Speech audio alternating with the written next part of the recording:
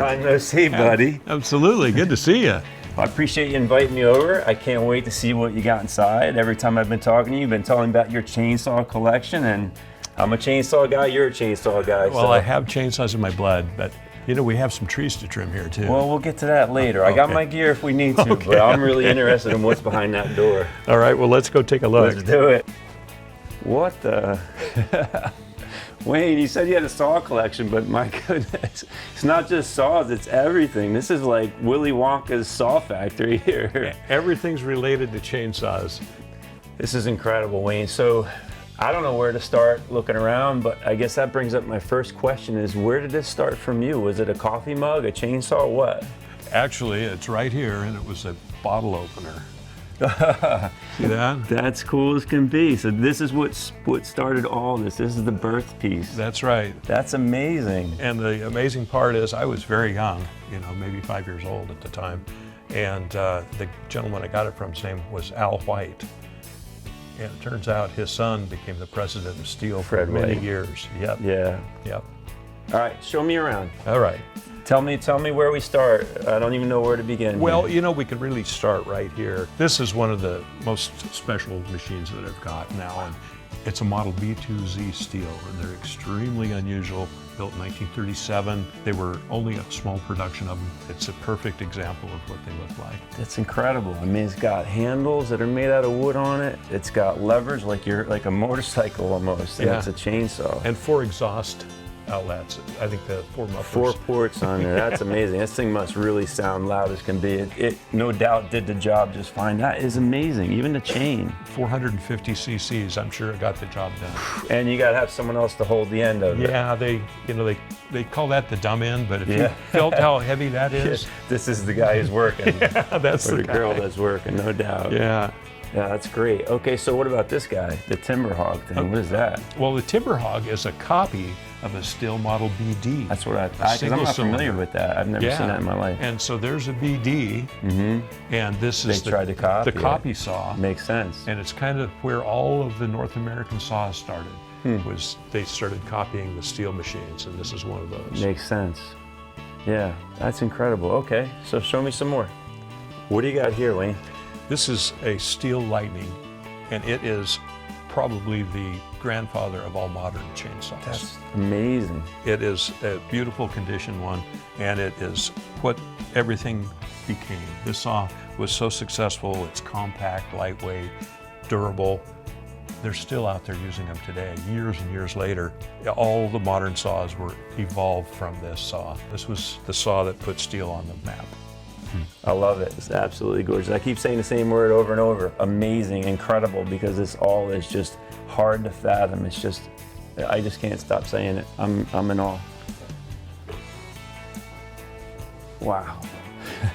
Some of these I recognize. Obviously, I grew up on a lot of these, so this is awesome. Well, these certainly are the modern chainsaw world. Everything that's STIHL built in the modern era is here, and a lot of them I sold when I was starting out.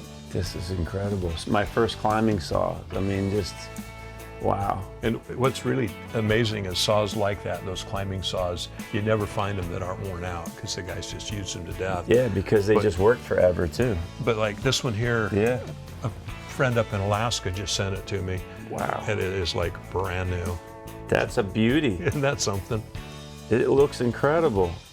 It's exactly like one I grew up on, honestly. The 020 AV was in my wheelhouse. I did a lot of great work with this saw. I'll bet you did. Some of these machines are green, and in almost every case, that means it's a military saw. Were used in the military, then you got them from them. Yeah. So I have a kind of a soft place for those. I like them. They're usually in perfect condition because the military takes great care of stuff. Of all the STIHL saws that you have in this place, do you have a favorite, a baby of yours, where you just were so glad you got your hands on it because it's very hard to find?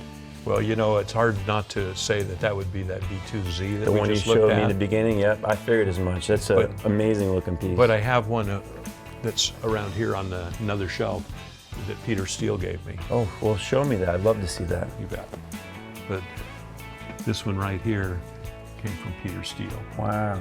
The great part of that saw, beyond the fact that how I got it and what it is The History Channel was in here many years ago, and they said, "Can we start one of these machines?" And I had never started this saw, and I go, "Well, why don't we put fuel in this and see if we can start See if it'll start. 3 cranks. Wow. It was running. It's a testament to the quality of all the equipment. That's absolutely That's right. one of the things I always preach is just, you know, people want equipment. You need to be able to use it. It's great if it looks good. It's great if it has certain qualities to it, but if it doesn't function when you need it, what's the point, right? Exactly. So that's a testament to the brand. That's incredible. So this machine is called an LP, and it's an underwater pneumatic saw that's STIHL built. And it Underwater. was, again, military, but how much fun could you have with that when you're scuba diving? You know? Unreal. So yeah, I can imagine the uses. I've actually seen people trying to work in water environments and they just bury their saw down as far as they can and then try to keep the engine out. But this is actually designed That's a so design it could be worked underwater. submerged. Yep. That's amazing. It's really cool. I'd be lying if I didn't come clean right now and tell you I actually submerged a couple saws in my day by accident. One fell off my harness one day climbing when my strap broke and it fell into a big pond below. But when they pulled it out, they grabbed it, they started it right away and sent it right back up to me. Yeah. Amazing. The one thing I'm wondering is there something that's not here that you want to get your hands on that you just can't get your hands on? Yeah, there is. Probably a Model A STIHL would be the saw that I most desire. Oh man, I can only imagine. How hard is it to find one of those nowadays? It's got to be, yeah, they're non-existent. Non-existent. Or the person who has it does not want to part with it no matter what. They're already in captivity. Yeah. So I've seen a lot of things that I actually do own, but like the coffee mugs, some of the chainsaws, the newer ones of course, but this is actually something that's hanging in my garage too, because I don't know if you know it, but this gentleman here, Jerry Baranek, is a good friend of mine. He's kind of an icon in the industry, redwood climber for years and years, one of my mentors, one of my heroes, if you will. He'll smack me if he hears me say it, but this is something I really love seeing in your shop too, because it absolutely belongs here. It means a lot to me as well. Well, come on over here. There's another ad that's really special to me. Oh boy. Yeah.